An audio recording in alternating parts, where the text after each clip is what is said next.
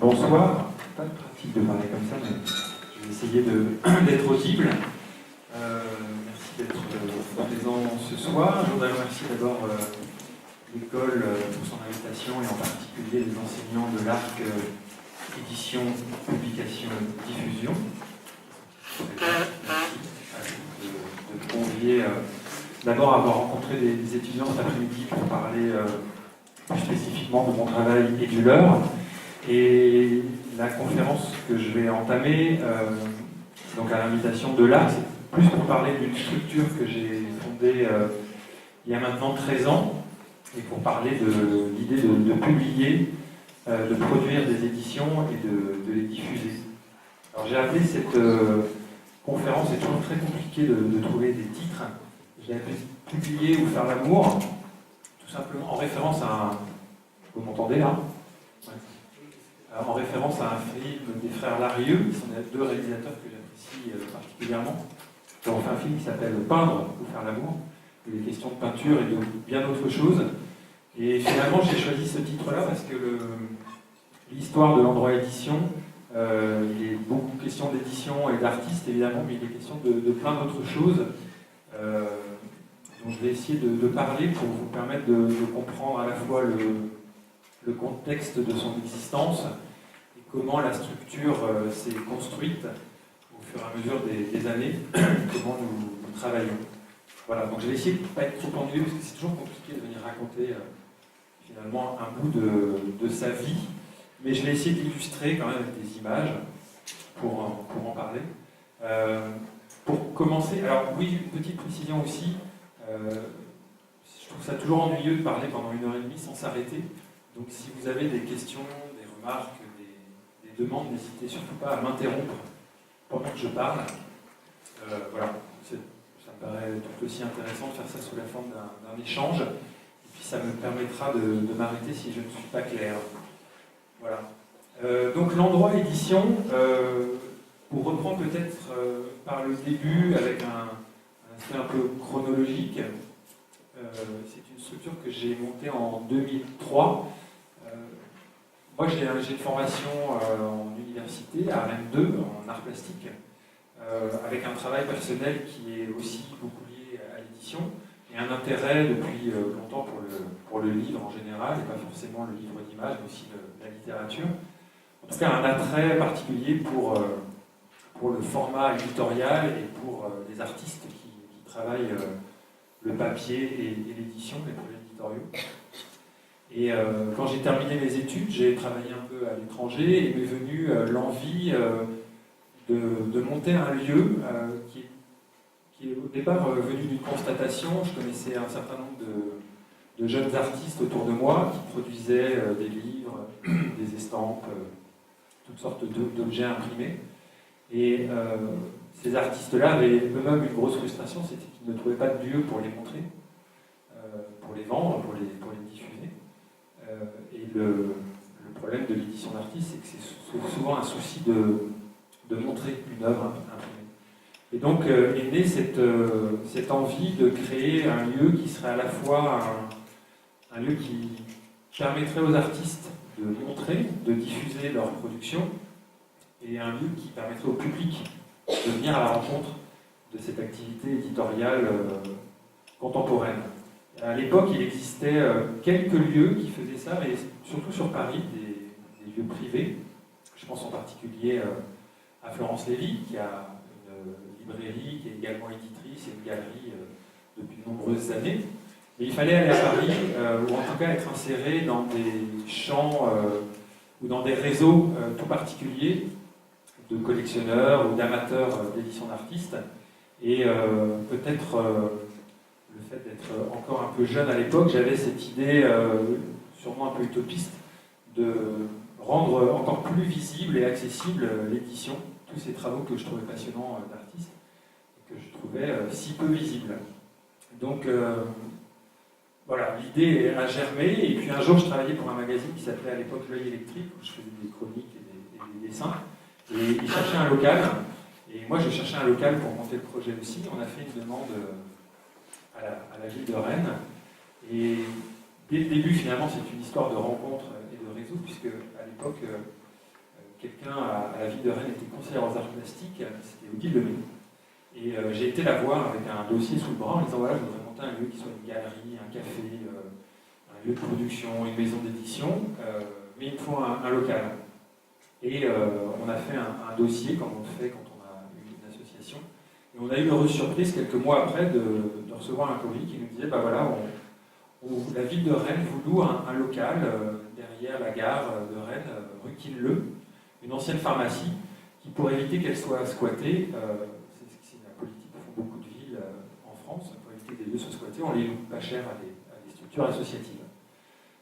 Donc on a reçu un courrier, je crois, en septembre-octobre 2002, en disant voilà, on va faire des travaux et vous avez les clés d'un local. À l'époque, dans ces rues-là, en face de cette pharmacie, il y avait une galerie qui était gérée par la ville de Rennes et par l'école des Beaux-Arts, qui avait pour fonction de permettre aux étudiants de l'université de Rennes 2 et de l'école des Beaux-Arts de se confronter à un espace d'exposition. Et ce lieu-là, la ville de Rennes nous l'a confié également, avec pour mission d'y proposer notre programmation, mais de la laisser aussi ouverte aux étudiants qui souhaiteraient y monter des expositions. Donc finalement, très vite, on s'est retrouvé avec deux lieux, un de 96 mètres carrés d'un côté de la rue et un de 100 mètres carrés de l'autre côté de la rue. Et là, c'est le gros stress qui commence, parce qu'on se dit, c'est bien joli, on a des locaux, mais qu'est-ce qu'on va bien pouvoir faire? Et à l'époque, j'avais deux amis qui changeaient de métier et qui avaient un peu de temps libre, et je leur ai dit, vous ne voulez pas me filer un coup de main pour qu'on travaille ensemble? Et on a commencé à réfléchir à, finalement, qu'est-ce que pourrait être ce lieu concrètement, à la forme qu'il aurait, et à se fixer une deadline en se disant on l'ouvrira en avril 2003. Donc pendant 5 mois, on a activé nos réseaux d'artistes que l'on connaissait en disant qu'on ouvrait une librairie, donc c'était un lieu où ils pouvaient venir déposer leurs éditions. On a commencé à se poser la question de quels artistes on pourrait inviter pour faire une programmation d'exposition. Et puis aussi, commencer à se demander comment est-ce qu'on pourrait produire des éditions, puisque l'objectif de la structure, et on a toujours fonctionné comme ça, c'était un peu l'intuition de départ, c'est de se dire, une exposition, ça dure un temps donné, et quand elle est finie, elle n'est plus visible. L'édition a cette capacité-là, qui moi m'a toujours intéressé, c'est qu'elle se diffuse dans le temps, bien longtemps après qu'elle ait été produite. Et que l'édition d'artistes, en particulier, continue de vivre chez les gens qui l'ont acquise, que ce soit un livre ou un poster, les gens souvent l'affichent chez eux, les mettent dans leur bibliothèque. Et c'est une idée qui, moi, m'a toujours plu, c'est cette idée d'une œuvre démultipliée et qui est une vie différente en fonction des gens qui la regardent. Voilà. Et qui ne soit pas un espace dédié à cela, comme on peut le trouver dans des galeries qu'elles soient privées ou des centres d'art. Donc c'était aussi cette envie-là de créer des espaces d'exposition, ou en tout cas d'imaginer, d'avoir envie que les appartements privés deviennent aussi des lieux d'exposition avec des œuvres d'artistes.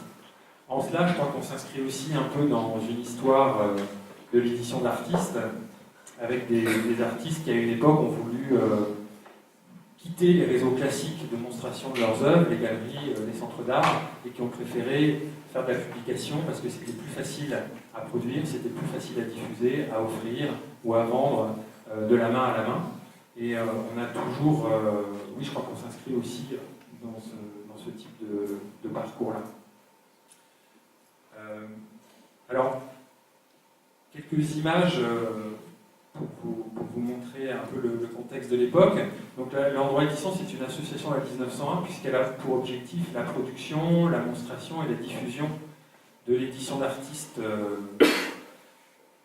d'aujourd'hui. Donc on s'est fixé un certain nombre d'objectifs et comme toute association loi 1901, l'argent avec lequel on fonctionne est pour l'essentiel des subsides publics, donc de l'argent du contribuable. Et de plus en plus aussi au gré des années, des fonds propres que l'on peut dégager par la vente d'éditions. C'est aussi de revenir sur toutes ces questions-là, finalement, parce que la question de la production pose la question de la monstration et aussi de la diffusion. Et c'est ces trois questions-là que j'ai essayé de ne jamais quitter des yeux, finalement. Donc on ouvre en avril 2003 l'espace, avec à l'époque une cinquantaine de références d'éditions d'artistes que nous avaient envoyées des amis. Pour vous donner un exemple, j'en parlais tout à l'heure, Céline Duval, qui est une artiste qui signe sous le nom de Documentation Céline Duval, a été une des premières artistes à entendre parler du projet, à nous confier ses éditions et à en faire beaucoup de publicité. On a eu aussi cet avantage-là, c'est aussi très lié à un contexte. Il y a maintenant presque 15 ans, le paysage éditorial artistique français n'était pas du tout le même qu'aujourd'hui. Il y a eu en une dizaine d'années une explosion des pratiques. Il y a énormément de jeunes artistes qui ont publié, qui ont monté des maisons d'édition.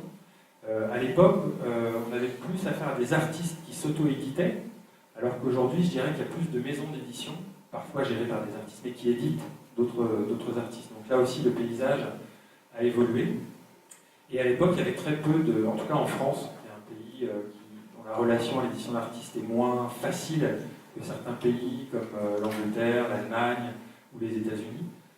En France, c'était un pan de l'art contemporain très méconnu, voire même assez dénigré parfois. Ça restait que de l'édition finalement. Et il y avait encore cette valorisation de la pièce unique, de l'œuvre d'art qu'on venait voir dans un lieu sacralisé.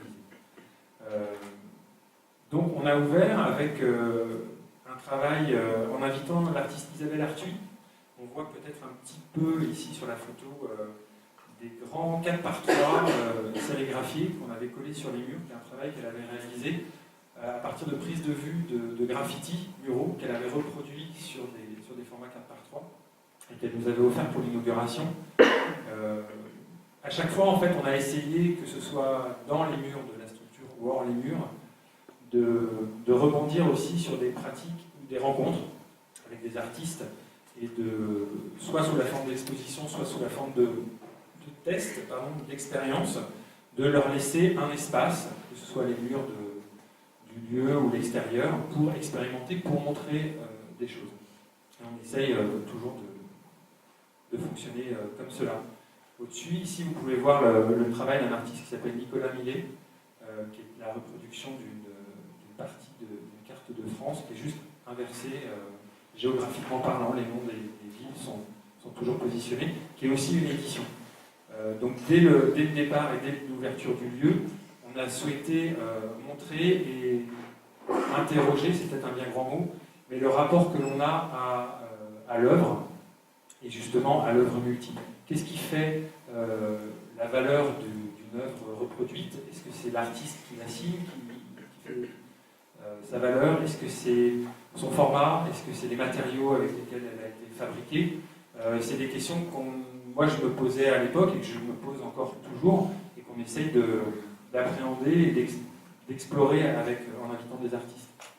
Comme c'était l'inauguration, c'était aussi une grande fête, donc on avait invité, c'est la photo d'en bas, quelqu'un que certains étudiants connaissent peut-être, c'est Brielle Leprêtre, enseigne ici dans l'école, qui à l'époque faisait aussi pas mal de musique sous le nom de Billy France.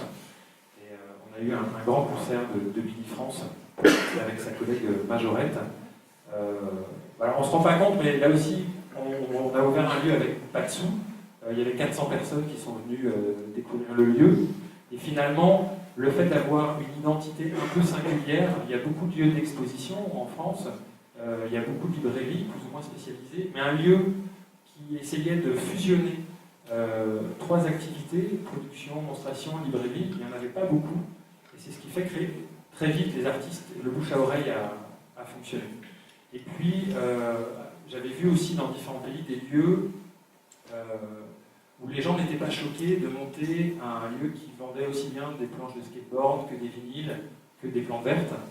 Et moi j'aimais bien cette idée-là où un lieu croise des pratiques, croise des expériences et croise aussi des démarches artistiques très différentes.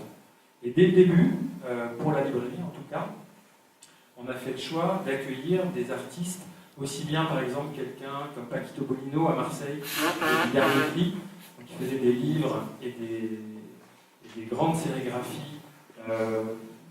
Pour caricaturer, on pourrait dire que ce sont des livres qui mêlent art brut, imagerie punk, avec des artistes ou des éditeurs qui publiaient de l'art conceptuel. Moi, j'ai jamais voulu défendre une école ou un courant, ou je ne sais même pas ce que ça veut dire vraiment.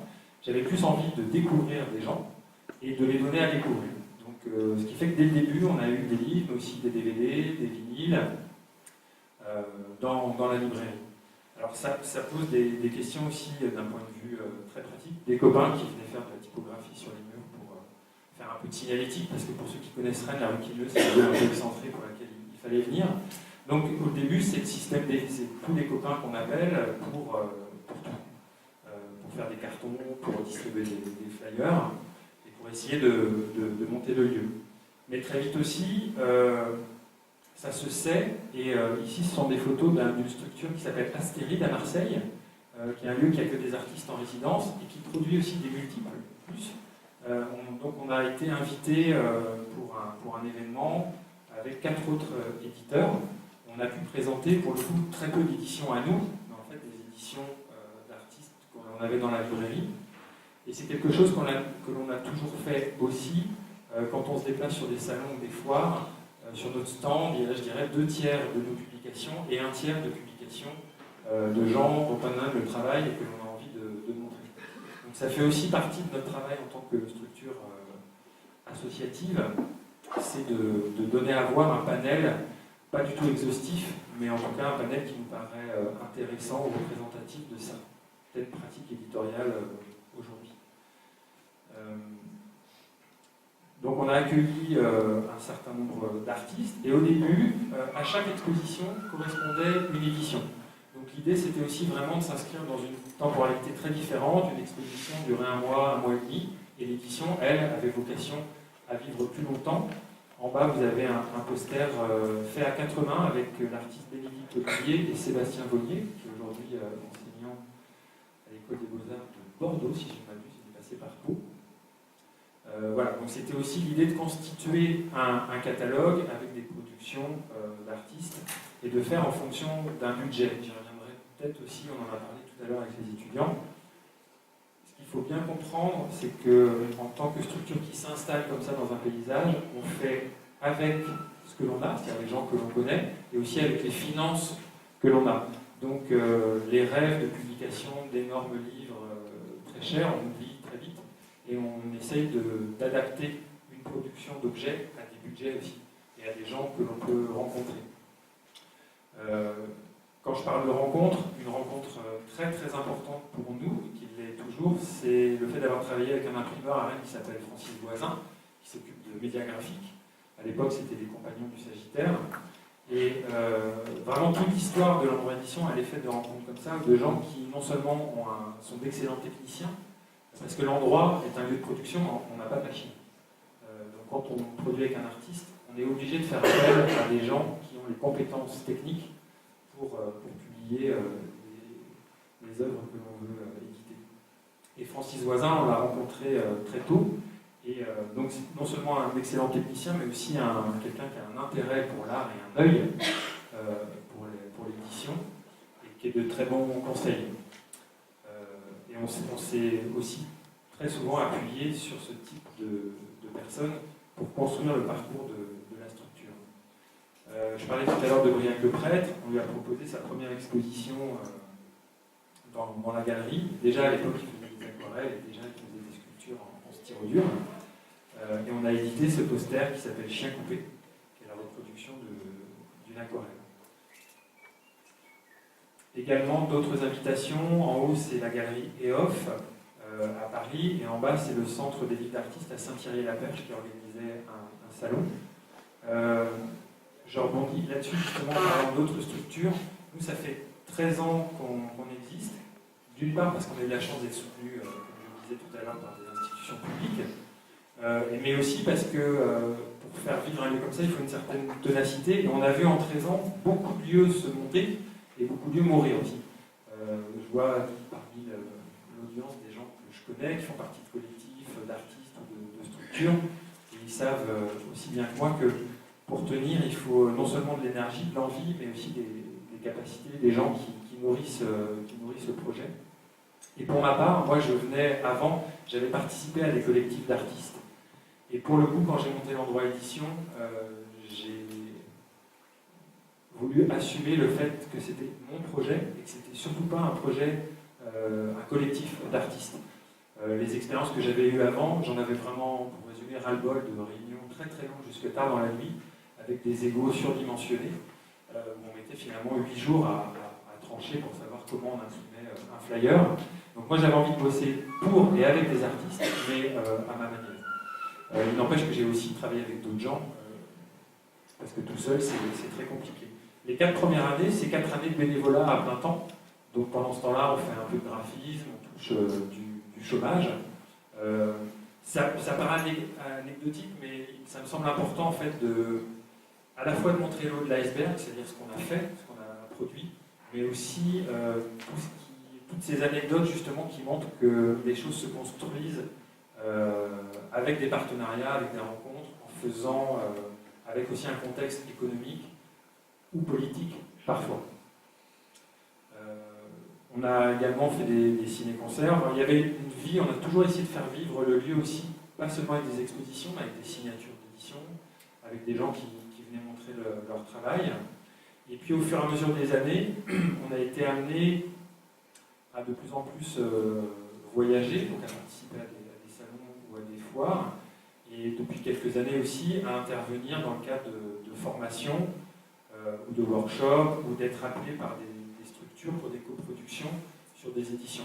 Donc le fait aussi de travailler avec des artistes, avec des graphistes, avec des imprimeurs, j'allais dire qu'on a construit une sorte de réseau à Rennes, en Bretagne et ailleurs, qui fait que souvent des artistes, quand ils ont besoin de tel ou tel renseignement ou de telle adresse, simplement nous appellent pour qu'on leur conseille simplement un graveur ou un imprimeur qui travaille de telle ou telle manière. Donc les 3 pivots de la structure du départ ont été amenés de fait à se développer avec les rencontres et avec les productions qui s'accumulaient.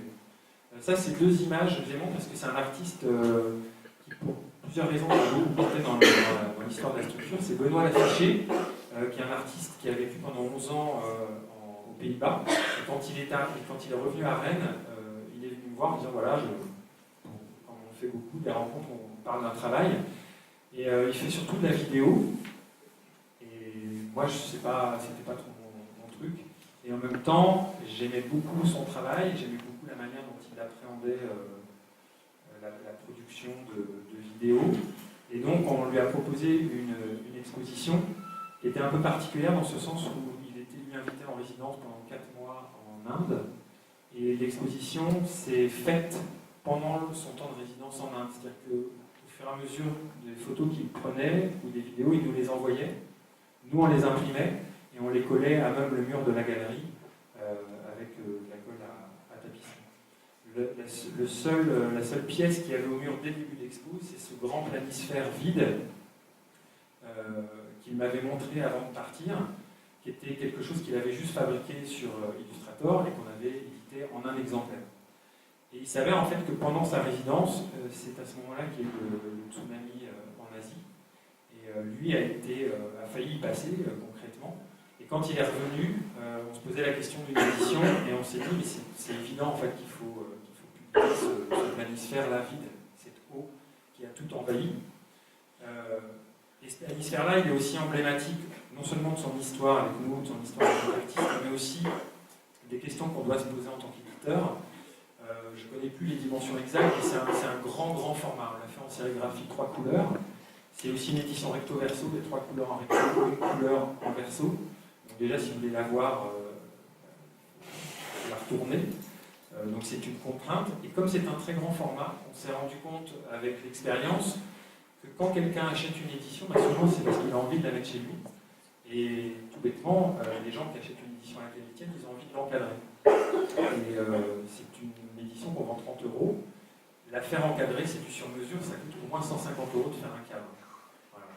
Et on s'est rendu compte, mais c'est tout bête, mais c'est une question primordiale, que les gens n'achètent pas, ou très rarement, une édition qui coûte 30 € si ça leur coûte 150 € de la faire encadrer. Voilà. Donc c'est une question très pragmatique qui a fait qu'après cette expérience-là, quand un artiste me disait « oui, j'aimerais bien faire un 3 mètres par 12 », je disais « bah non, on ne va pas faire un 3 mètres par 12, on va faire un autre format ». Et ça amène aussi à des discussions, justement, parce que le rapport à l'interface que l'on est, nous, en tant qu'éditeur, entre l'artiste et la diffusion, c'est justement d'amener l'artiste à se poser ces questions-là. Quand il a un projet, il a des envies très fortes, mais nous, notre travail, c'est aussi de savoir où va partir l'édition, dans quelles conditions elle va être montrée, et on sait aussi qu'il y a des éditions qui sont très difficiles à montrer. Et c'est desservir une édition, à mon sens, que de vouloir à tout prix faire plaisir à l'artiste, mais après d'avoir des cartons qui sont stockés dans une cave. Donc c'est un équilibre qu'on essaye de trouver. Parfois c'est un peu frustrant pour l'artiste ou pour nous, mais je crois que ça fait partie du travail d'un éditeur de poser ces questions-là, en tout cas d'essayer de les prendre, de s'en occuper. En haut, on en parlait tout à l'heure, c'est le travail de Jürgen Gerner, j'aime beaucoup, qu'on a exposé en partenariat avec le festival Périscopal, qui est un festival qui est mort aujourd'hui, mais qui a vécu pendant 10 ans, festival lié à la bande dessinée, aux arts graphiques. Et on a travaillé avec eux pendant 3 années. En tout, c'est le travail d'une artiste qui habite à Brest, qui s'appelle Léna Guarnisson. C'est un travail complètement différent. C'est toujours aussi pour expliquer cette volonté en tout cas cette ouverture d'esprit qui fait que parfois c'est difficile aussi d'expliquer ce qu'on appelle une ligne éditoriale. On m'a souvent posé la question, mais c'est quoi en fait la ligne éditoriale de l'endroit? On ne comprend rien. Tu fais des flipbooks, tu fais des posters, etc. Et en fait, je crois que la ligne éditoriale, en tout cas pour l'endroit édition, elle se dessine comme se dessine le travail d'un viticulteur. C'est-à-dire qu'un viticulteur, il fait du vin, et il y a des années, il y a un soleil très fort, donc son vin va être très sucré. Donc il va avoir une cuvée sucrée, légère, à boire très vite. Et une autre année, il va avoir un vin qu'il va falloir garder 4-5 ans et le faire vieillir pour savoir l'apprécier. Moi, j'aime bien cette idée-là, en fait, que chaque artiste correspond un peu à une météo différente, et qu'on produit avec cet artiste-là une œuvre à un moment donné, à un instant T, qu'elle aurait pu être différente 2 ans plus tard. Il faut faire avec et qu'elle va vieillir aussi différemment. Ce que j'essaie de garder toujours en tête, c'est l'envie de pouvoir en parler dans 1 an, dans 10 ans. Et c'est en cela que, aussi pour moi, l'édition d'artiste ou l'art imprimé se différencie de l'édition en général. C'est que pour moi, je publie des œuvres à part entière. Ce n'est pas du catalogue, ce n'est pas de la monographie. C'est vraiment un travail artistique sous la forme imprimée. Ça, c'est 2 images un peu emblématiques aussi. En 2007, comme on est une association, il y a un CA, il y a un bureau, donc il y a des gens qui sont bénévoles dans la structure, qui donnent leur avis sur comment on dépense les sous, qui m'engueulent aussi quand ils trouvent qu'une exposition n'est pas intéressante, ou qu'une édition ne vaut pas le coup. C'est ce qui permet d'avancer. Et en 2007, on avait eu l'envie de monter un gros événement et de s'atteler vraiment à un événement important pour la structure. Et le hasard fait bien les choses. Là encore, des histoires de rencontres. Un jour, je reçois un coup de fil de quelqu'un qui me dit: est-ce que vous avez des flipbooks dans la librairie? On en avait quelques-uns. Et cette personne dit: je vais vous les commander, je voudrais ces 2 ou 3 flipbooks là. Il nous envoie un chèque, je vois son nom, je vais sur Google, et je me rends compte que ce monsieur est éditeur, il travaille pour Gallimard, il est directeur général d'Electre, et puis il est collectionneur de flipbooks. Donc je lui écris pour le remercier, puis je lui dis: mais je vois que vous êtes collectionneur, je vois votre site, est-ce que vous avez déjà montré votre collection de flipbooks? Et il s'avère qu'il avait prêté quelques flipbooks pour des collections en Europe ou dans le monde, mais il n'avait jamais montré sa collection en entier. Et je lui ai proposé un peu au culot en lui disant: moi j'aimerais bien montrer vos 5000 flipbooks. À l'époque il en avait 5000, aujourd'hui il en a 10 000. 8 ans après, c'est-à-dire c'est un vrai collectionneur. Et il a accepté. Et là, le projet d'un festival du flipbook est né. Alors quand je dis festival, souvent un festival c'est tous les ans. On s'est dit dès le début que ça serait un one-shot. On fait un événement autour du flipbook, on n'en ferait pas d'autres. Mais on savait aussi qu'on avait une mine d'or, en l'occurrence quelqu'un qui montrait 5000 flipbooks du XVIIIe siècle, des années 1860 jusqu'à aujourd'hui. Et que donc on avait à la fois une masse très importante. Dans cette collection, il y avait près de 2000 flipbooks d'artistes et des flipbooks qui n'avaient jamais été montrés. Certains étaient très fragiles aussi. Donc on a commencé à réfléchir à comment les présenter, puisqu'on ne pouvait pas les donner à manipuler aux gens. Et là, on a monté un événement qui a duré 3 mois, qui s'appelait Flipbook tout simplement, et qui a été composé à la fois d'expositions, de ciné-concerts, de concours, de Flipbook, de conférences, d'éditions. On a coproduit un DVD avec l'Université de Rennes 2, qui était une sélection de 300 Flipbooks de cette collection-là. Et en fait, au fur et à mesure que l'événement se construisait, se réfléchissait avec l'équipe, c'est quelque chose qui nous a un peu dépassé, c'est devenu un gros truc. Et là encore, hasard des rencontres, j'en parle parce que pour tous les gens qui auraient envie de monter des structures, il faut toujours soigner les gens avec qui on a envie de travailler. Il s'avère que Pascal Fouché, c'est le nom du collectionneur, avait écrit des articles ou filé des coups de main à un certain nombre de journaux.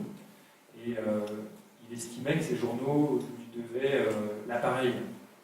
Et quand on a inauguré l'événement Flipbook, il a passé 2 coups de fil. Un coup de fil à Libération, le journal, et un coup de fil à l'AFP. Et en fait, le lendemain, il y avait 2 lignes publiées par l'AFP, et l'AFP, tous les journalistes lisent les brèves de l'AFP. Et ce qui fait qu'une toute petite structure locale basée à Rennes comme la nôtre, dans les 15 jours d'après, on a eu une double page dans Le Monde, une double page dans l'IB, on a eu Canal+, qui a débarqué à Rennes pour faire un sujet sur les Flipbooks. Et le truc a pris une ampleur médiatique qui a porté l'événement d'abord, parce que c'est un événement qui a beaucoup de public, et qui aussi a boosté, j'allais dire, le moral, entre guillemets, de l'équipe, c'est de se dire, ah ben on est capable de faire un truc qui non seulement est avec peu de moyens, on a un tout petit budget, mais qui a une portée importante. Voilà. Et ça, j'allais dire, psychologiquement, c'est très important, en fait, de faire un coup, même involontairement, qui marche. Et c'est aussi très important, quand je parlais tout à l'heure des relations politiques, quand on est une structure qui est née d'un projet d'un particulier, je donne un exemple parce que ça va démarrer bientôt, mais par exemple le Festival des Transmusicales, c'est pas un projet politique au départ, c'est un projet de 3 amis qui ont monté un festival de musique qui a pris une ampleur énorme et qui est devenu emblématique d'une municipalité et d'une manière de voir. Et quand on demande des sous à des politiques, chaque année, il est très important que le projet que l'on porte soit compris et que les politiques y voient également leur intérêt. Alors c'est tout un débat là-dessus. Est-ce qu'on fait un projet pour des gens ou est-ce qu'on fait un projet pour que les politiques le comprennent ou le portent? En tout cas, il faut faire avec, puisque on est tributaire de fonds publics. Donc c'est très important de faire en sorte que son projet soit identifié, soit singulier, et c'est très important de rencontrer des gens qui comprennent ce projet-là. Et là aussi, c'est la roulette russe. J'en parle d'autant plus aisément qu'on a eu à la DRAC, qui est l'équivalent du ministère de la Culture en région, quelqu'un qui est parti maintenant, mais qui est quelqu'un de fabuleux, en ce sens, c'était Laetitia Bouvier, c'est quelqu'un qui a une compréhension d'un projet, et quand un artiste ou une structure allait la voir, c'est des gens qui posent des questions, parfois douloureuses, hein, c'est pas des gens qui vous brossent dans le sens du poil, mais c'est des gens qui permettent d'affiner aussi un projet, et qui, quand ils ont envie de le soutenir, ils vont vraiment à fond. Et quand on a la chance de rencontrer des partenaires comme ça, il faut savoir entretenir ces relations-là. Voilà, donc c'est vraiment un tout qui fait qu'une structure avance. Je dis ça aussi parce que ce que je n'ai pas expliqué, c'est que donc de 2003 à 2007, j'étais bénévole. Et qu'en 2007, on a réussi à avoir une aide de la région pour le salarié. J'ai été salarié 5 ans. Mais pendant 5 ans, quand on monte une structure, ça veut dire laver les vitres, faire la comptabilité, faire les cartons d'invitation, les distribuer, c'est-à-dire tout faire aussi. Donc c'est important de bien le comprendre, c'est ce que je dis à tous les gens qui veulent faire un stage à l'endroit édition, c'est qu'ils voient le livre ouvert, ça brille, on fait des éditions, c'est super, on est éditeur. En fait, ça c'est grosso modo 3% du travail, 97% du travail, c'est des trucs extrêmement longs, fastidieux, voire très chiants à faire, mais qu'il faut faire pour que la structure avance. Et il faut jouer sur plusieurs tableaux aussi. On est, nous, inscrits à Rennes localement, et en même temps, vu nos activités, on est amené à travailler avec des artistes vivant en Bretagne, vivant en France, vivant en Europe, vivant dans le monde. Donc c'est aussi différents réseaux qu'il faut activer et entretenir. C'est pas juste travailler avec un artiste à un moment, l'oublier, sinon on ne peut pas revenir le voir à un moment quand on a un autre projet. Donc voilà, tout ça, ça se fait au jour le jour. Un autre événement très important pour nous, en 2007, il y a une association qui s'est créée à Paris.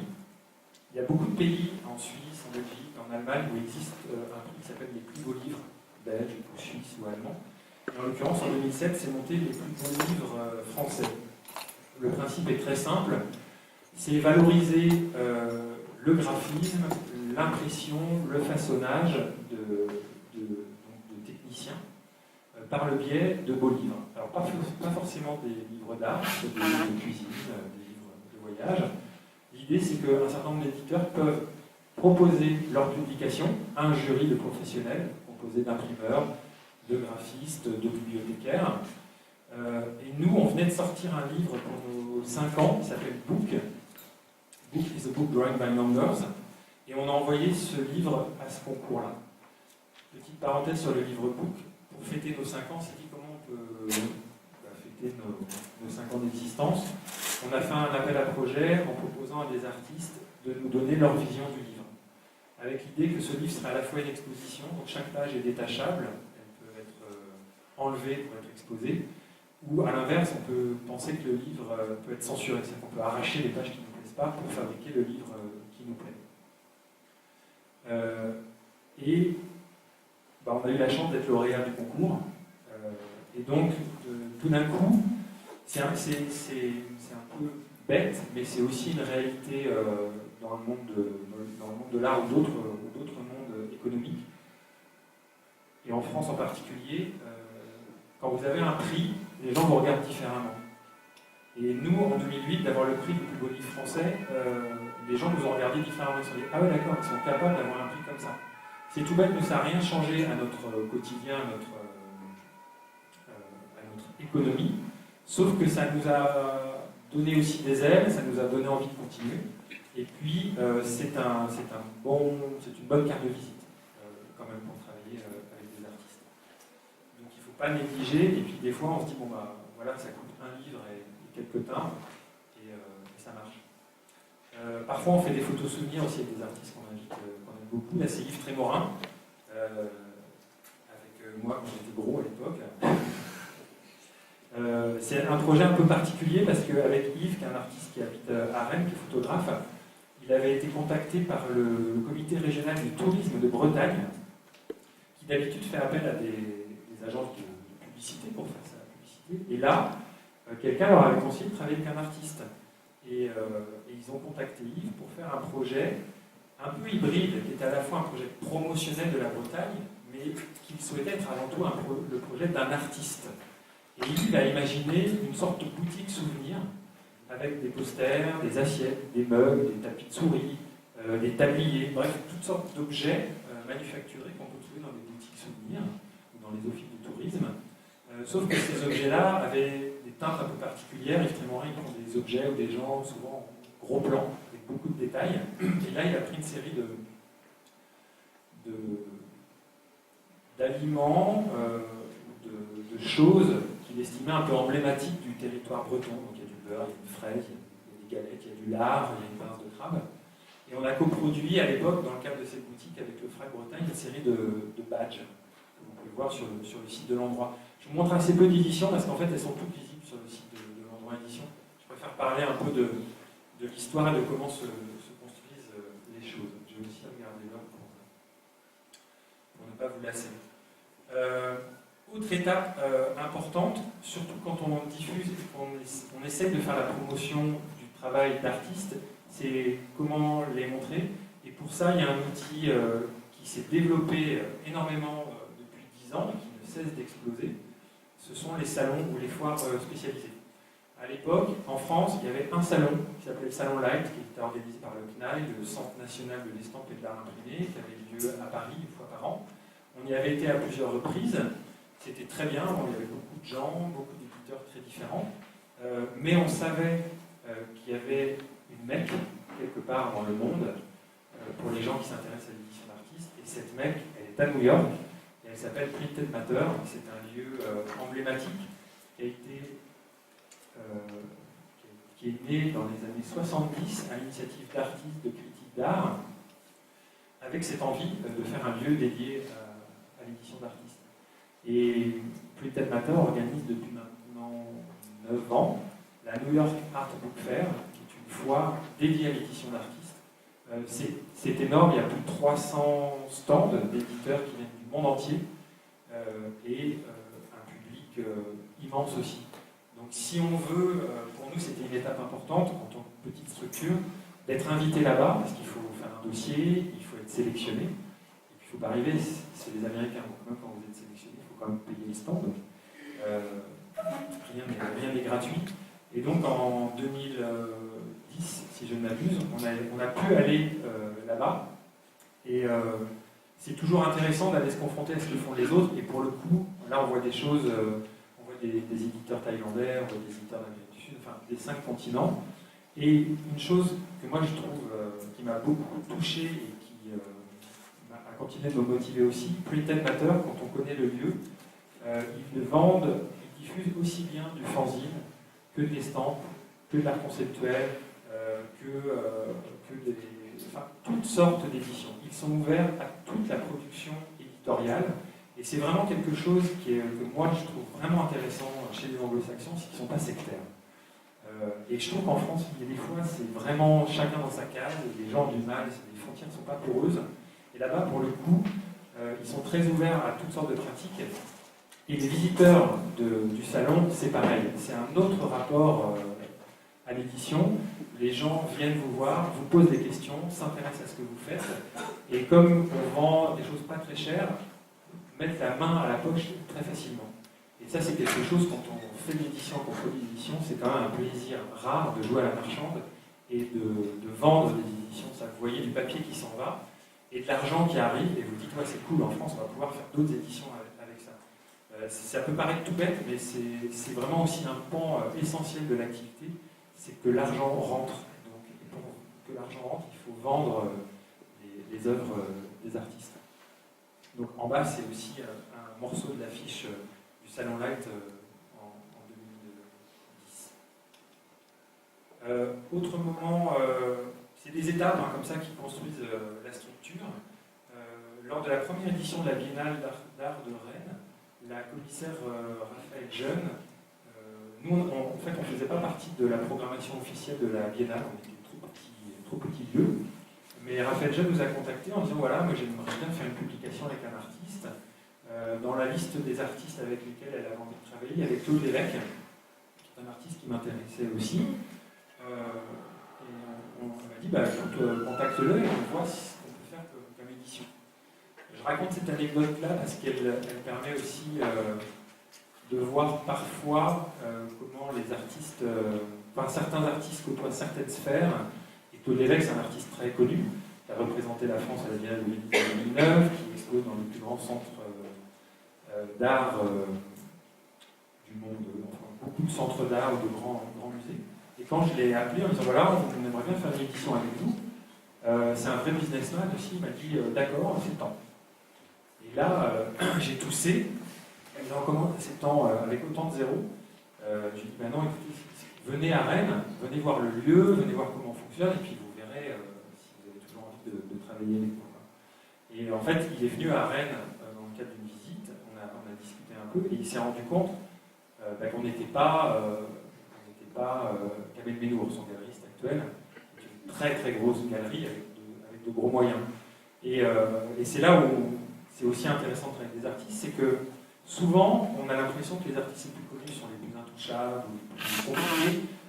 Moi, dans l'expérience que j'ai eue, c'est souvent exactement l'inverse. C'est-à-dire que les artistes les plus connus avec qui j'ai pu travailler, comme Klosowski, Gerner ou d'autres, c'est les gens avec qui ça s'est passé le plus simplement du monde. J'allais dire que leur proposer un projet d'édition, pour eux, c'est une récréation. C'est tout petit par rapport à monter des grosses rétrospectives, des gros projets. Donc Claude Lévesque a dit ah bah d'accord, ouais. Et on a commencé à réfléchir sur l'idée d'une publication. Et il avait envie que cette publication soit visible dans la ville. Et en fait, on a imprimé une sérigraphie au format affiche sucette d'Abribus, donc un 120-176, qui a été visible dans une trentaine d'abribus pendant une partie de la Biennale. Et à côté de ça, il y a un tirage de 250 exemplaires qu'il est venu numéroter, signé patiemment à Rennes. Alors là aussi, pour casser les mythes, nous, jeunes éditeurs, on dit c'est génial, enfin, en tout cas avec Claude Lévesque, ça va être un carton. Tout le monde va s'arracher les éditions de Claude Lévesque. Je ne vous dirai pas combien il nous en reste dans le stock, mais c'est ce qu'on appelle un bid, concrètement. Donc c'est pareil aussi, enfin je crois, en tout cas moi j'essaie de fonctionner comme ça, j'essaie d'abord de faire attention au travail de l'artiste avant de me demander s'il est connu et s'il va nous rapporter des sous, parce qu'en fait ça ne marche jamais. Et il n'y a vraiment pour le coup aucune recette. Donc c'est ce qui fait aussi qu'à l'endroit, on édite autant de jeunes artistes, voire de gens qui sont encore étudiants en école d'art, que d'artistes qui ont un parcours ou une carrière entre guillemets déjà annoncée, parce que je rencontre autant de travaux intéressants de très jeunes artistes que d'artistes reconnus. Pour vous donner un exemple sur la question de la diffusion aussi, ça c'est un poster d'un artiste allemand qui s'appelle Benny Bischoff. Et ce poster-là, il fait partie d'une collection qui s'appelle les BOP, les Big Offset Posters, une collection que j'ai instaurée il y a 6 ans maintenant. Au début, on voulait en faire 3 par an, finalement on en a fait 2 par an, et là on en fait plutôt 1 par an. L'idée, c'est une carte blanche sur un format 70-100, pardon, à un artiste. Vraiment, pour le coup, pour montrer son travail et diffuser. Le BOP, c'est un tirage de 1000 exemplaires.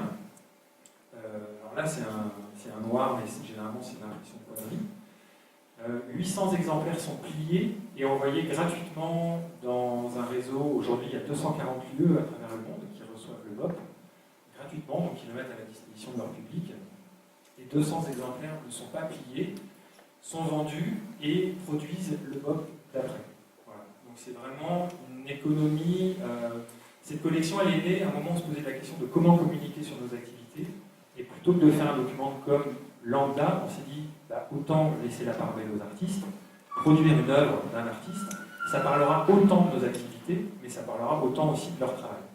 Et dans chaque BOP est inséré un petit insert en photocopie, avec un petit texte sur le travail de l'artiste pourtant bilingue, un petit texte qui présente la collection et la liste des lieux de diffusion. C'est vraiment un outil très très basique, mais qui a une efficacité en fait de dissémination à travers différents territoires, ce qui nous permet aussi de tenir au courant des lieux qui sont loin de ce que l'on fait, et même si on n'est pas en contact avec ces lieux-là, finalement c'est un lien, et on se rend compte que quand on est dans un champ aussi petit, finalement, cette petite niche de l'édition d'artistes, c'est très important de continuer à se tenir au courant de ce que font les autres, et à les tenir au courant de ce qu'on fait. Les salons et les foires servent à ça aussi, hein, c'est d'aller sur les stands et de discuter avec les gens, et de montrer ce que l'on produit. Ça, c'est un visuel, c'est un slogan. Un jour, lors d'un CA de l'association, qui sont parfois assez arrosés, c'est né d'une blague sur le In God We Trust américain. On s'est dit, ouais, mais nous, on n'a rien à foutre de ces In Tweet We Trust. C'est devenu le slogan de l'association. Et ça, c'est une déclinaison qui a été faite par Richard Louvet, qui à l'époque faisait partie du studio Lieu commun, avec Jocelyn Cotensin. Maintenant, ils travaillent séparément. Et c'est Richard qui fait partie du CA de l'association, qui a dessiné et imaginé ce slogan en quadrichromie, qui a un petit problème de calage.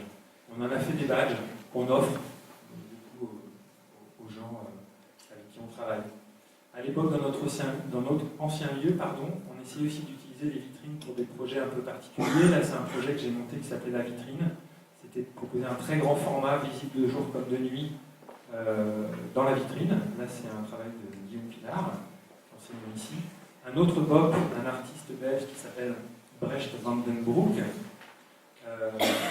Une vue, la deuxième fois, on a pu aller à la New York Art Book Fair. C'est pour vous montrer aussi que les stands, à moins d'avoir beaucoup d'argent, c'est souvent petit, donc il faut penser à ce qu'on apporte et essayer de trouver un équilibre entre des petites éditions, des éditions pas chères, des éditions plus chères. Il faut savoir que nous, dans nos publications, la plupart des publications coûtent entre 2 et 60 euros. On en a quelques-unes à 200, 300 euros, mais c'est très très rare. Ce qui veut dire aussi que pour quelqu'un qui s'intéresse à l'art contemporain et qui est intéressé par notre travail, c'est pas très compliqué de mettre un peu de sous de côté. Il y a beaucoup de nos posters qui coûtent l'équivalent de 4 paquets de cigarettes. Un autre artiste suisse qui a exposé récemment à l'Acrylique, qui s'appelle Jérémy Gindre, avec lequel on va bientôt publier un livre, un gros recueil de dessins. Là aussi, c'est vraiment un jour, j'aimais beaucoup son travail, je l'ai rencontré sur un salon, je lui ai dit, ah, je fais des bops, est-ce que ça t'intéresserait de faire un bop? Il a fait un bop, on s'est bien entendu, et là, il nous a proposé de faire un livre qui va être coproduit par la Criée et par 2 autres structures européennes. Donc, parfois, finalement, le travail qui vient juste d'une envie de travailler avec un artiste donne naissance à des projets plus gros, plus importants ou plus ambitieux.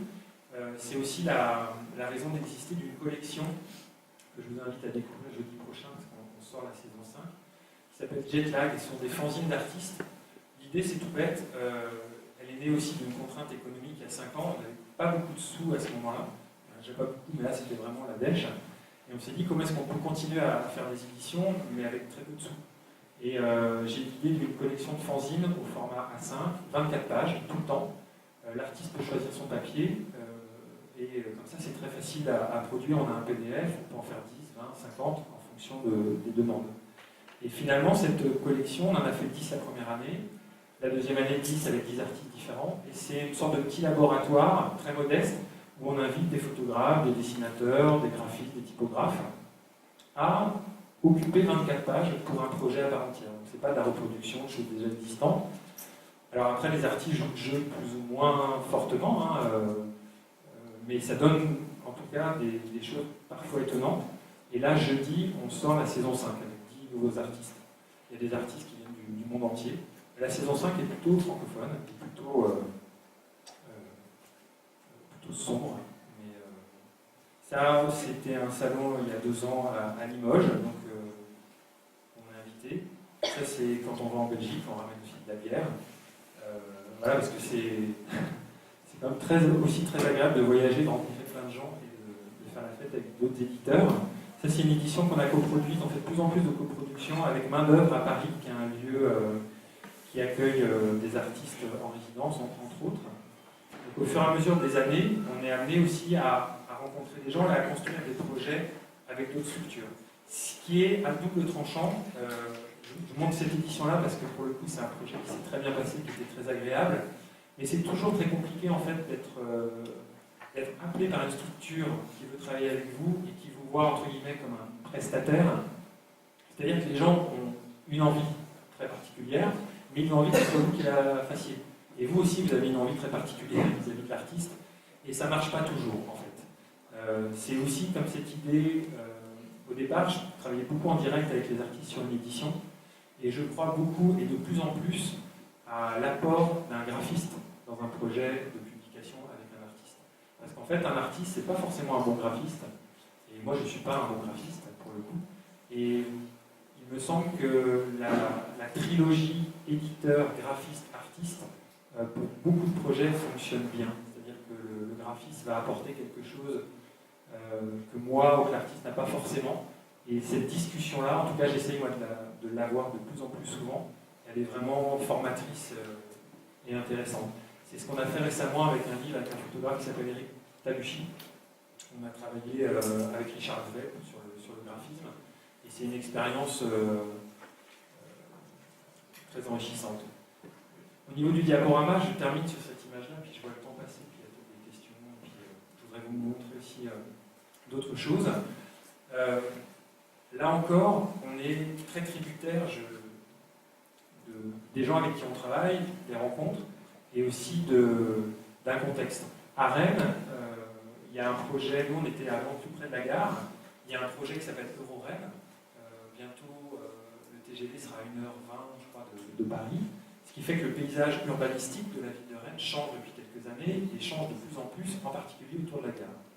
Nous étions autour de la gare et il y a 2 ans, la ville de Rennes nous a dit il va falloir partir. On a dit d'accord, mais on part où? Et on nous a dit on ne sait pas. On nous a proposé un bureau. Et là, pour le coup, quand vous proposez un bureau, vous ne pouvez pas accueillir du public, vous dites tout ce qui est expo, rencontres, signatures, c'est mort, on va disparaître de la visibilité des Rennais. Et pour le coup, quand on bataille pendant 12 ans pour faire vivre une structure, on se dit, bon voilà, c'est le moment d'aller voir les politiques, puis de leur dire, est-ce que vous avez envie qu'on continue? Et si vous avez envie qu'on continue, vous trouvez un super local, quoi. Et en fait, c'est jamais aussi simple que ça, parce que les choses s'annonçaient très très mal. Et un jour, c'est pas un élu qui normalement décide, prend les décisions, qui dit je veux que cette structure-là vive, je veux qu'on lui donne de l'argent pour telle ou telle raison, fait des choix de politique culturelle. On a reçu un coup de fil de quelqu'un qui travaille pour la ville, mais qui a un poste administratif, qui n'est pas élu par les citoyens, mais qui nous connaît depuis longtemps et qui, je crois, est sensible au projet, en tout cas avait envie qu'il continue. Et il nous a dit je ne peux pas en parler, rendez-vous tel jour, à telle heure, à tel endroit. Et on s'est retrouvé sur la dalle du Colombier, donc on a l'impression d'un coup d'être dans un James Bond, sur la dalle du Colombier, à Rennes, avec cet espace-là, que vous pouvez voir sur la photo, qui est en fait, à l'époque, était la réserve d'une ancienne parapharmacie. Donc, Requilneux, dans une ancienne pharmacie, là on s'est retrouvé dans la réserve d'une ancienne parapharmacie. Et il nous a dit, voilà, ce bâtiment-là fait partie du projet de Rennes. Dans quelques années, on ne sait pas quand il va être détruit, mais en attendant, on peut le louer et on vous le propose. Est-ce que vous êtes... c'est oui, c'est non, mais c'est maintenant. Nous, on n'avait aucun projet, on a dit oui. Et on a donc eu la chance de se retrouver dans un espace qui est beaucoup plus petit que ce que l'on avait avant, mais qui est autrement mieux placé, même si c'est pour les gens qui connaissent cette dalle, c'est un peu particulier. Hein. On peut voir entouré d'immeubles, c'est un projet architectural un peu comme les grands ensembles des années 70. C'est un peu froid. En même temps, ça a le charme des années 70, côté vintage, pas déplaisant. Et puis surtout, on est entouré d'une boîte de nuit, le Pips, d'un cinéma, d'un coiffeur, d'un McDonald's. On est dans une zone commerciale, commerçante, très particulière. Et moi, ce qui m'a plu tout de suite, c'est de savoir qu'on allait être une espèce de verrue artistique dans le paysage. Les gens qui viennent sur cette dalle-là, c'est pour faire des courses, pour acheter, pour consommer. Et nous, certes, on peut acheter des publications, mais c'est quand même avant tout voir, toucher du papier, lire des choses. Et on s'est dit que le contraste pourrait être intéressant. En tout cas, l'aventure méritait d'être tentée. Et puis, de toute façon, on n'avait pas vraiment le choix. Donc on s'est lancé dans cette aventure-là. Et on a inauguré, il y a maintenant un peu plus d'un an, en septembre 2014. Et on a eu envie, dès le départ, de faire appel aux artistes, parce que sans les artistes, la structure n'existe pas. Et on a proposé un artiste suisse qui s'appelle Christian Robertisso, qui fait des choses avec beaucoup de typographie, beaucoup de textes, des mots, des installations, des toiles. On l'avait déjà édité quelques années auparavant. D'être un peu l'artiste phare de l'inauguration et de proposer des projets qui justement posent la question de l'œuvre unique, de l'œuvre reproduite, de l'édition dans le champ de l'art. Et en fait, il nous a proposé 3 projets différents. Un que l'on aperçoit ici sur l'extérieur, qui est une phrase. Donc c'est une œuvre, c'est une pièce unique, éphémère, puisqu'un de ces jours on va la décoller, on l'aime tellement qu'elle est encore là. Mais pour le coup, c'est vraiment une pièce unique. C'est une phrase qui est tirée d'un dictionnaire de traduction, qui ne veut pas dire grand-chose, qui est assez absurde, mais qui finalement a tout l'intérêt aussi d'interpeller le passant.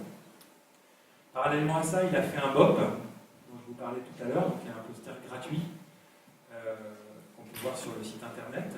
Et autrement, on a produit 4 sérigraphies. Je vais vous les montrer parce que c'est quand même mieux de les voir pour comprendre de quoi il s'agit. Et je trouve qu'il a... Enfin, c'est une super belle...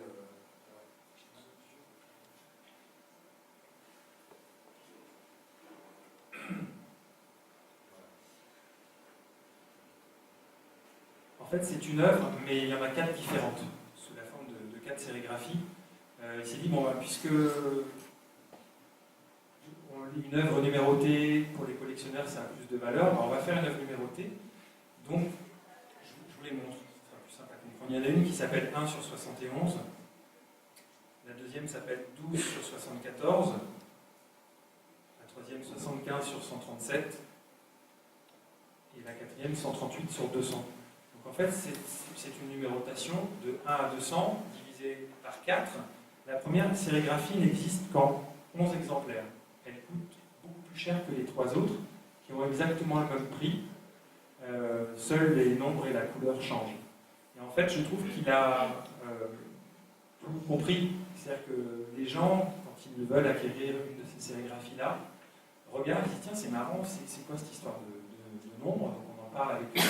Et après, ils disent c'est marrant, celle-là elle vaut 300 € alors que les autres elles valent 80 €. Mais elles sont toutes numérotées et signées. Et bref, ça met en branle, ça remue toutes les questions que pose, à mon sens, l'édition d'artistes aujourd'hui. Et comme c'est quelqu'un qui ne manque pas d'humour, il m'a dit j'aimerais bien aussi faire un objet manufacturé, mais qui pose la question de presque de l'exemplaire unique. Quand vous faites souvent des exemplaires numérotés signés, vous avez l'édition qui va être vendue au public, numérotée, les exemplaires d'artistes qui reviennent à l'artiste pour lui, pour ses archives, et les exemplaires hors commerce. Les exemplaires qui reviennent à l'artiste, on appelle ça les épreuves d'artistes. Il y en a très peu d'exemplaires, c'est rare. Et en fait, avec lui, on a fait une épreuve d'artiste, mais sous la forme d'un mug, qui est vraiment l'objet usuel par définition, qui est souvent fabriqué à des milliers et des milliers d'exemplaires. Donc c'était aussi jouer et se moquer de ces traditions dans le domaine de l'édition d'artistes qui veulent que si on fait une estampe, il faut que ça ne dépasse pas tant d'exemplaires, sinon c'est plus une estampe. Mais voilà, toutes ces définitions-là, qui ont du sens dans plein de pratiques, hein, mais moi j'aime bien aussi travailler avec des artistes qui vont un peu de temps en temps donner un coup de coude dans ces traditions-là ou dans ces règles qui finalement ne sont inscrites dans aucune table de loi. Voilà, donc c'est ce jeu-là, moi, qui m'intéressait. Pour terminer, parce qu'il y a peut-être des questions, je vois qu'il est déjà 18h11, je reparlerai après, je vais reprendre mon souffle. Je vais vous laisser parler. Je vais prendre un peu d'eau. Est-ce qu'il y a des questions peut-être? Des remarques?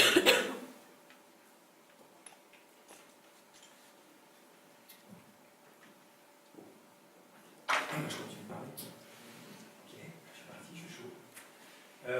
Juste pour donner un exemple aussi, alors là j'ai mis, c'est un carton du prochain événement qui a lieu jeudi, donc je vous invite à venir. C'est à la fois, tous les ans on fait une vente de Noël, nous aussi, mais où on vend des œuvres d'artistes, c'est pas...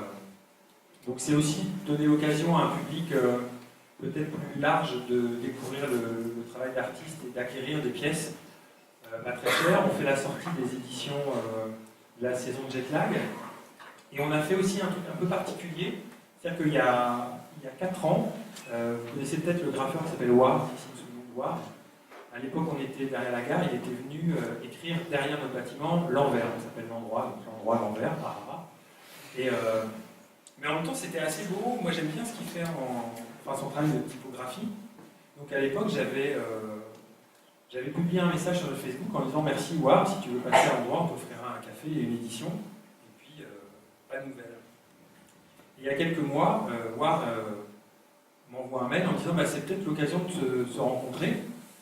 Donc on s'est rencontrés. Moi je me suis renseigné un peu sur lui aussi. Autant j'aime bien son travail en tant que Ward, autant ce qu'il fait sous d'autres noms, je trouve ça particulièrement moche et pas intéressant. Donc je lui ai dit moi j'aime bien ton travail Ward, mais le reste non merci. Donc on ne va pas faire une exposition de tes travaux, on va faire un travail avec Ward. Et je lui ai proposé de faire une sérigraphie, on sort jeudi, et puis d'intervenir sur le bâtiment de l'endroit, avec son travail en tant qu'artiste. Voilà, lui il voulait mettre des peintures au mur, encadrées, je lui ai dit ça n'a pas de sens, enfin, viens peindre directement sur le mur. Donc il est venu l'année dernière, il devait venir ce soir, mais on a avancé un peu, donc moi j'étais pas là. Et donc j'ai eu un coup de fil de la police nationale, un tunneur, qui disait oui, on a un individu là qui est en train de peindre la devanture de votre magasin, est-ce que c'est normal? J'ai dit oui, c'est normal. Il est invité et même payé pour ça. Donc voilà, vous pourrez voir cette peinture-là qui va rester pendant un mois sur le toit de la structure. On essaye aussi, c'est ce que je voulais vous montrer tout à l'heure avec la photographie qu'on voit ici, peut-être qu'on aperçoit sur le toit, avant il y avait une croix de pharmacie verte qui clignotait, on a un petit panneau comme ça. On n'a pas le droit de l'utiliser pour faire de la signalétique, mais on s'est dit c'est quand même un peu dommage de ne pas s'en servir, donc on invite régulièrement des artistes à coller des choses dessus. Et on fait une collection d'éditions un peu souterraine, puisque comme normalement on n'a pas le droit d'utiliser ce panneau. C'est une collection de cartes postales gratuites que l'on offre, qui s'appelle On the Roof, sur le toit, où des artistes interviennent. C'est des artistes qui font des prises de vue de leur travail. On choisit une image, une carte postale, tout simplement. Alors la première qu'on a éditée, c'est le panneau tel qu'on l'a trouvé en arrivant. C'est l'artiste Babette Rambaud qui l'a prise en photo. Donc le panneau était vert, et puis il y avait 2 tags dessus. Et puis depuis, il y a eu plus que ça, en fait. Le site n'est pas très à jour. Au moment des attentats de janvier, c'est l'artiste Julien Duporté qui est venu coller plein de crayons de couleurs sérigraphiés sur le toit. Donc là, le visuel que vous voyez, c'est vraiment le cadrage de la carte postale. Et puis, plus récemment, un photographe qui fait partie d'un collectif de skateurs qui font beaucoup de photos, qui s'appelle Tristan de Plus, qui est venu aussi coller là, pour le coup, un tirage, un grand tirage géant. Ce qui est intéressant, enfin moi ce qui m'intéresse dans ce travail-là, c'est que ça interroge aussi cette idée de paysage, et qu'on met une image dans un paysage, et qu'en fonction de l'angle de vue, on va regarder le panneau différemment. Et très récemment, il y a un autre graffeur rennais qui est venu mettre une espèce de gros smiley fluorescent sur le toit, mais qui a mis plein aussi de papier orange sur la phrase de Christian Bertissot. Et c'est assez bizarre comme les choses se font. Là, pareil, merci Facebook. J'ai mis merci à l'artiste qui est venu intervenir sur le toit. En revanche, merci de ne pas saloper les œuvres des autres artistes. Si tu te dis artiste, tu viens nettoyer. Et le gars, à ma grande surprise, est venu 2 jours après s'excuser, frapper avant, je suis désolé, je ne voulais pas salir, je vais nettoyer. Donc il a nettoyé la phrase de Christian Bertissot, mais son travail est encore visible sur le toit. Donc voilà, il y a des fois des choses se font un peu par hasard, où des idées naissent d'un contexte. Là, pour le coup, ce panneau-là, c'est dire comment on peut permettre à des artistes de travailler dessus. Voilà, après j'aurais beaucoup de choses à dire sur l'activité aujourd'hui de l'endroit, qui a beaucoup changé depuis 1 an. On est 2 aussi à être payés par la structure, donc ça change beaucoup la donne, d'autant plus que le lieu est ouvert 5 jours par semaine. Donc c'est assez étrange de devenir un lieu plus visible localement, beaucoup plus sollicité aussi pour des sorties d'édition, pour des projets, et d'être toujours présent après, économiquement parlant, un lieu aussi modeste et fragile qu'on l'était vraiment pour le coup il y a 13 ans. Donc c'est un grand écart avec lequel il faut jouer aussi, mais qui est malgré tout assez jouissif. Des questions ou je continue? Le lieu, vous l'avez pour combien de temps? Alors le lieu, on l'a pour 2 ans, 5 ans, 8 ans, c'est là. C'est un bail précaire, donc aussi bien dans 2 ans, il faudra redéménager. Ouais. Et là, pour le coup, on a conçu le lieu, pour ceux qui le connaissent, il y a beaucoup de stockage déjà dans le lieu qui accueille le public, parce qu'on a une cave minuscule au sous-sol. Et c'est pour le coup un de nos gros problèmes, c'est le stockage. On a un autre lieu qu'on partage avec d'autres artistes, mais qui n'est pas du tout un lieu adapté pour stocker le papier. Et il faut trouver des lieux, c'est aussi ça faire l'édition, c'est quand même avoir du stock, malgré tout, même si on essaie de diffuser, et pouvoir le stocker dans des conditions au moins tolérables pour le papier. Ce qui n'est pas toujours le cas. Donc on continue de chercher aussi un local de stockage. Et puis peut-être pour terminer, comme je disais, association 10 subventions, chaque année on fait un dossier qu'on envoie à la Ville-de-Rennes, au Conseil général, à la région, à la DRAC, éventuellement à d'autres partenaires. On a réussi aussi à développer depuis quelques années ce qu'on appelle du mécénat, et en particulier du mécénat de compétences. Donc on travaille avec des imprimeurs, des reprographes, des sociétés de nettoyage qui viennent laver nos vitres. Et en échange, on met leur logo. C'est ce qu'on appelle vraiment du mécénat de compétences. Une société met ses compétences à notre service et en échange, on communique sur elles. Et donc ce fameux dossier qu'on fait, généralement c'est un dossier fait sur un cadre mal relié. Et cette année, en le relisant, je me suis dit c'est pas possible, quoi. On se dit éditeur et on fait toujours des dossiers, on a l'impression d'un bilan d'activité d'une PME qui n'est pas du tout dans le domaine de l'édition. Et on s'est lancé, mais une semaine avant la deadline pour envoyer les dossiers, sur la fabrication d'un bilan d'activité et puis d'un projet 2016 sous la forme d'un tabloïd. Et je donne ces 2 exemples-là en fait parce que d'abord ça donne une forme un peu particulière à un bilan d'activité, ça le rend je crois un peu plus intéressant à lire, et surtout ce qui m'intéresse, et c'est un point assez primordial aussi dans la vie de l'association, c'est qu'on accueille beaucoup de gens en stage, des gens qui sont en formation de graphisme, en histoire de l'art, certains en littérature, en métier d'exposition. Et je tiens tout particulièrement à ce que les gens qui sont en stage dans la structure ne fassent pas de café, parce que je fais très bien le café, donc c'est moi qui le fais. Mais par contre, se coltinent des projets très concrets et fassent réellement aboutir des choses. Et à l'heure actuelle, on a une ancienne étudiante de l'École des Beaux-Arts du Havre qui a travaillé sur un certain nombre de choses, dont le graphisme aussi de la saison 5 de Jetlag. Et il y a 10 jours, je dis, bon bah, on laisse tomber le dossier lambda et on fait 2 tabloïds. Et on a grosso modo une semaine pour le faire. Pour qui a essayé de maqueter un journal une fois, c'est quand même du travail assez long. Moi, je n'avais jamais maquetté un journal non plus.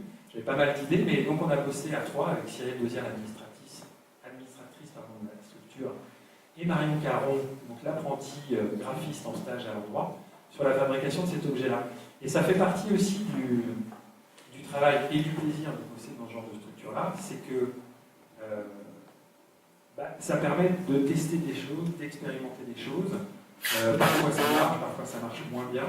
Et de se mettre aussi, de savoir le matin pourquoi on se réveille, c'est qu'on va bosser avec des artistes et on va montrer ça à un public. Donc voilà, je ne peux pas en distribuer parce qu'on en a fait peu. C'est surtout pour nos partenaires. Mais en revanche, pour ceux qui voudraient les consulter, ils sont en libre consultation à l'endroit édition. Donc n'hésitez pas. Ou sur le Facebook de l'endroit aussi. Il y a des photos. Voilà, donc c'est une autre manière de faire l'édition.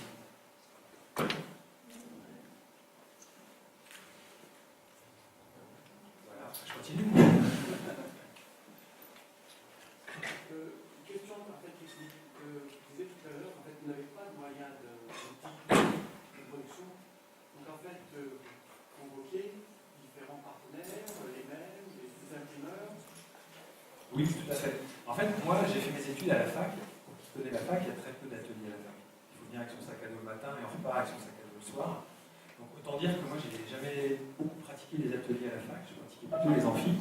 En revanche, quand j'étais à la fac, j'ai fait des fanzines, beaucoup d'éditions, et j'ai participé à des revues. Donc j'ai été amené à côtoyer des gens qui imprimaient. Et quand le lieu s'est monté, bon, de fait, on n'avait pas trop de place. Moi, j'étais pas un technicien. Et c'était pas l'objectif du lieu, en fait, de produire les éditions, d'avoir ce rapport à la fabrication. Donc, on n'a jamais eu de machine. On a une imprimante pour imprimer nos courriers, c'est tout. Et puis moi, ça m'intéressait aussi de faire que des imprimeurs, des reprographes, des sérigraphes, les mettre en contact avec des artistes. Voilà. Et même si on a aussi édité, je parlais tout à l'heure de Julien Duporté, qui est un ancien étudiant d'école, qui est éditeur lui-même avec la presse purée, on l'a aussi édité avec l'endroit, mais c'est lui qui a imprimé son édition. Voilà. Donc, là, la sérigraphie qu'on a fait avec War, c'est la presse purée qui l'a imprimée. Voilà. Et on essaye pour le coup de travailler beaucoup avec des gens qu'on connaît et surtout localement, mais de plus en plus, là pour le projet avec Jérémy Jarre par exemple, il veut que ça ressemble à un Picsou Magazine, la revue, très épais, un papier très fin, très léger. On s'est renseigné, on a fait des demandes de devis auprès de gens qu'on connaît, c'est très très cher, et lui c'est un livre qu'il veut vendre au prix d'un Picsou Magazine, c'est-à-dire 5,50 €. Donc si on veut pouvoir le vendre à ce prix-là, il faut qu'on l'imprime pour 1,50 € maximum. Donc ça veut dire travailler en France. Ça c'est sûr. Oui, là on n'a pas le choix. Et encore 1,50 €, il va falloir qu'on trouve. J'ai des dossiers lituaniens qui ne sont pas chers, voilà. Mais donc on essaie de s'adapter aussi en fonction de ces contraintes-là, mais de bosser quand même le plus souvent possible à Rennes ou dans le coin.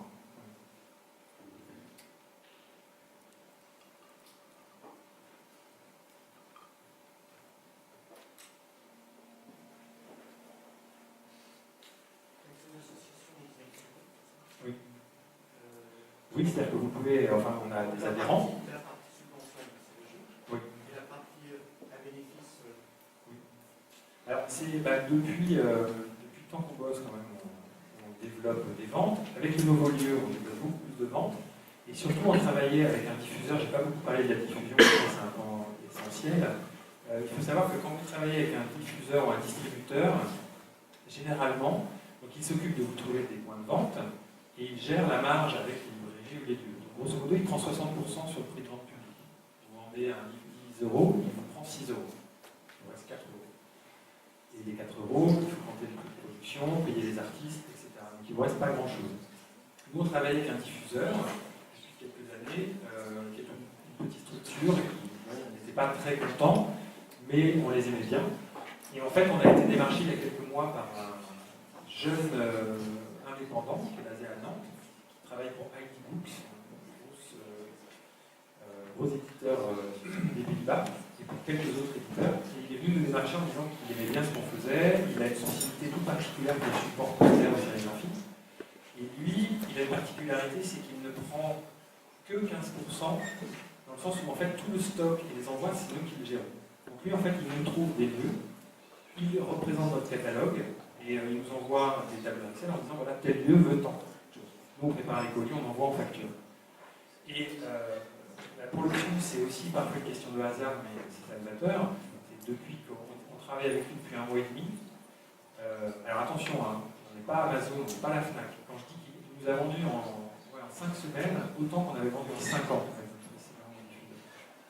Pour nous, c'est énorme, même si ça reste très très modeste. Mais c'est énorme, ça veut dire que si ça continue comme ça, on peut anticiper sur des productions. On peut se dire qu'en 2016 et en 2017, grosso modo, on peut faire tant de fanzines, tant de posters, tant de bouquins. Ce que jusqu'alors, on ne pouvait absolument pas. Et on y allait vraiment souvent à tâtons. Donc c'est très important. Le revers de la médaille, c'est que quand vous avez des subventions publiques, les subventionnaires disent ça aussi au festival de théâtre ou de danse, ça dit oui, mais vous n'avez pas assez de fonds propres. Vendez des places de théâtre, vendez des places de concert, vendez vos éditions pour faire des fonds propres. Mais le jour où vous commencez à le faire, c'est-à-dire que nous, vente, édition et mécénat, on est maintenant, cette année, à 28% de fonds propres. Et bien les subventionneurs commencent à vous dire c'est vachement bien, vous n'avez pas tant que ça besoin de notre argent.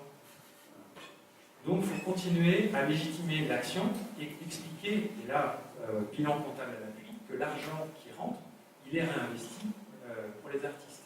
Parce qu'une chose aussi importante à comprendre, et ça je dois remercier notre président Benoît Lafiché, qui est artiste, qui depuis des années me dit tu dois payer les artistes à chaque fois que tu fais une publication, tu dois les payer, tu dois les payer, tu dois les payer. Et il y a 2 ans, on a décidé de payer, sauf pour la collection de Jetlag qui n'est pas rentable, payer tous les artistes pour toutes les productions.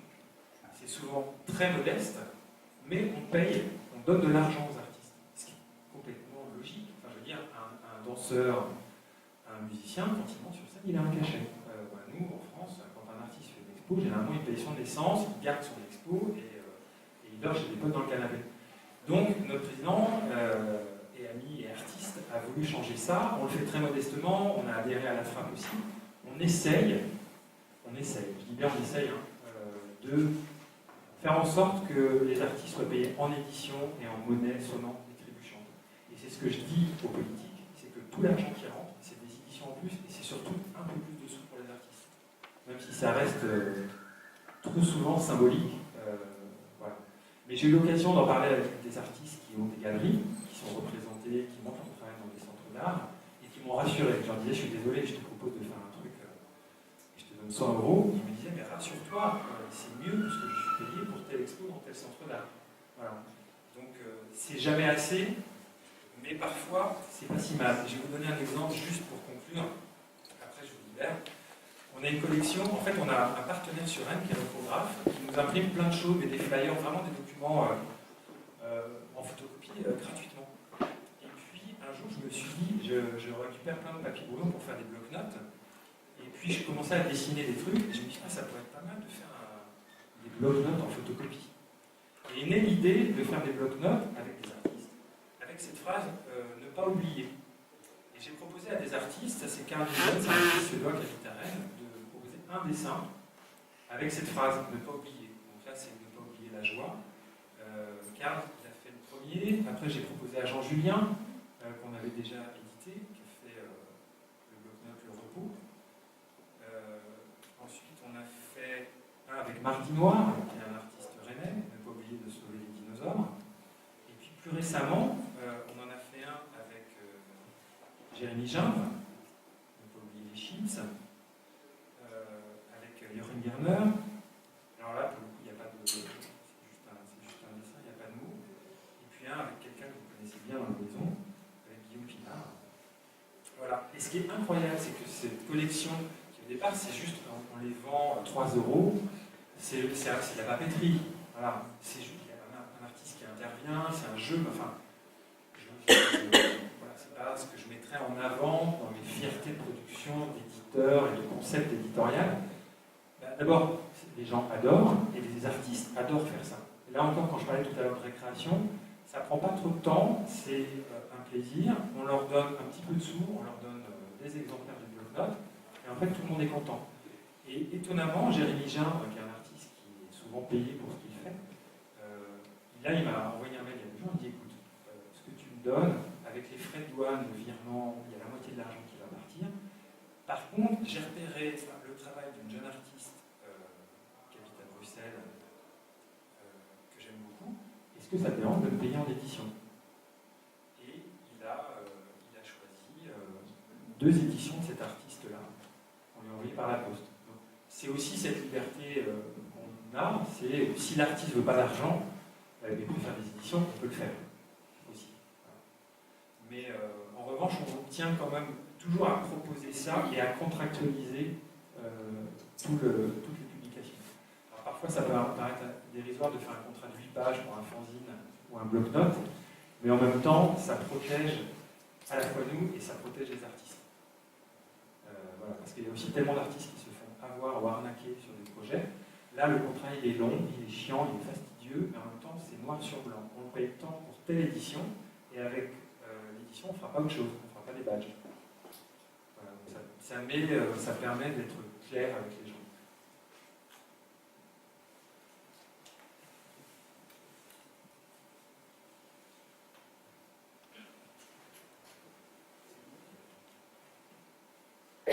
Si vous voulez prendre le carton, il est à votre disposition. Si vous voulez venir jeudi ou à d'autres moments pour discuter ou poser des questions ou voir le lieu, pour ceux qui ne le connaissent pas, ce sera avec plaisir.